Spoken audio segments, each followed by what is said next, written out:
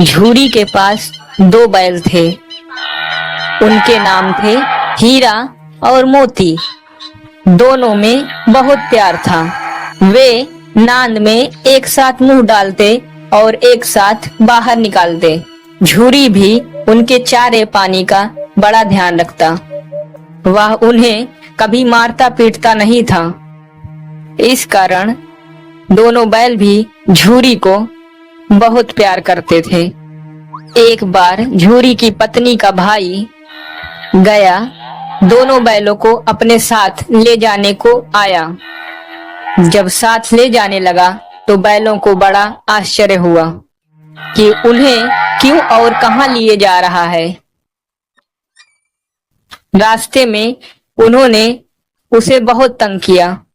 मोती बाएं भागता तो हीरा दाएं। किसी प्रकार दोनों को लेकर अपने गांव पहुंचा। घर पहुंचकर गया ने उनके सामने रूखा सूखा भूसा डाल दिया, जिन्हें दोनों बैलों ने छुआ तक नहीं। रात होने पर दोनों बैलों ने भाग जाने का निश्चय किया। उन्होंने जोर लगाकर रस्सियां तोड़ डाली और वहां से भाग गए। सुबह उठकर झूरी ने जब अपने थान पर देखा तो दोनों बैल खड़े हुए थे और झूरी सब कुछ समझ गया और वह प्यार से दोनों बैलों पर हाथ फेरने लगा। परंतु झूरी की पत्नी देख करके जल भुन गई। झूरी की पत्नी उसके सामने रूखा सूखा भूसा डाल दिया। फिर भी हीरा और मोती दोनों खुश थे और उसे खाने लगे। अगले दिन गया फिर आया। बैलगाड़ी में जोत कर ले जाने लगा। रास्ते में मोती की इच्छा हुई कि गाड़ी को गड्ढे में ढकेल दे, पर हीरा समझदार था। उसने गाड़ी संभाल ली और जैसे तैसे गया के घर पहुंचे। अब गया ने उनसे बहुत सख्त काम लेना शुरू कर दिया। वह उन्हें दिन भर हल में जोतता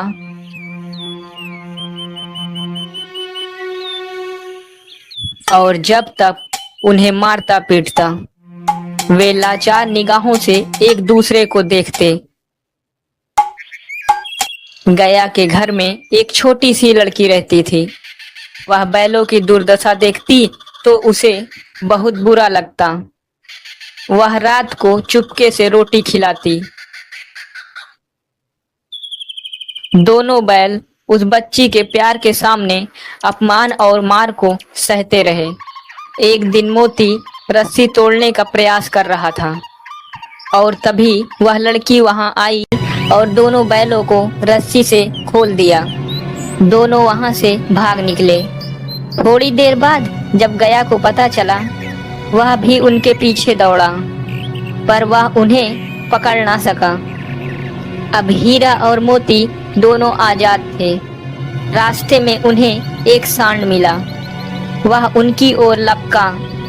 हीरा मोती के होश उड़ गए। भागना बेकार था। उन्होंने साहस से काम लिया। सांड ने आकर हीरा पर वार किया तो मोती ने उसको पीछे से सींगों से चोट की। सांड घबराया। वह किसी एक को तो मार के कचूमर निकाल देता, पर यहाँ तो दो थे। मोती कुछ दूर उसके पीछे दौड़ा, परंतु हीरा ने उसे दूर न जाने दिया। दोनों अब बड़े प्रसन्न थे और आगे चले। रास्ते में उन्हें मटर का खेत दिखा।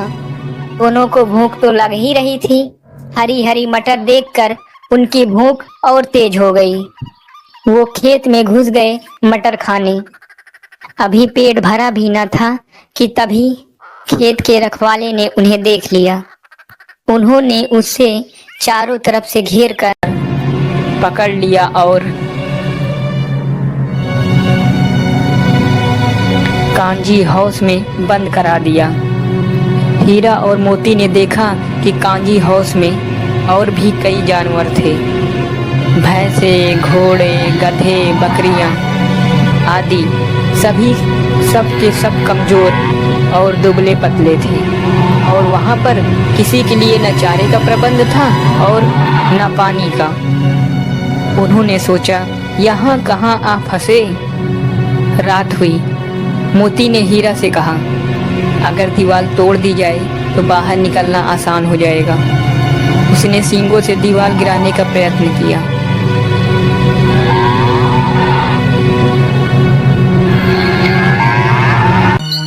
दो चार चोटों में ही दीवार थोड़ी सी गिर गई। उसका उत्साह बढ़ा तो उसने और तेज से चोटें लगाना शुरू की। दीवार में रास्ता बनते ही पहले तो घोड़े भागे, फिर भैंसे, फिर बकरियां। मोती ने गधों को भी सींग मार मार के भगा दिया। उसने हीरा से भी भाग चलने को कहा, पर हीरा ने मोती से मना कर दिया। सुबह होने पर कांजी हाउस वालों ने देखा तो उन्हें बड़ा आश्चर्य हुआ। उन्होंने हीरा और मोती को नीलाम कर दिया। नीलामी में सबसे ऊंची बोली बोलकर व्यापारी ने उन्हें खरीद ले गया। उन दोनों को अपने गांव की ओर ले चला। मार खाते खाते और भूख सहते सहते दोनों बहुत कमजोर हो गए थे। उनकी हड्डियां निकल आई थी। भूख प्यास से व्याकुल बैलों ने उनमें कुछ भी दम बाकी नहीं था। वे चुपचाप व्यापारी के साथ चलने लगे। रास्ता उन्हें जाना पहचाना लगा तो न जाने कहां से उनमें दम आ गया। वो दोनों तेजी से भागे, आगे आगे बैल, पीछे पीछे व्यापारी। जब तक वह उन्हें पकड़े तब तक वह बैलों को वापस देखकर झूरी को बड़ी खुशी हुई। वह उनसे लिपट गया। इतने में व्यापारी भी वहां आ पहुंचा और उन्हें मांगने लगा। मोती ने आओ देखा ना ताओ, वह व्यापारी पर झपटा।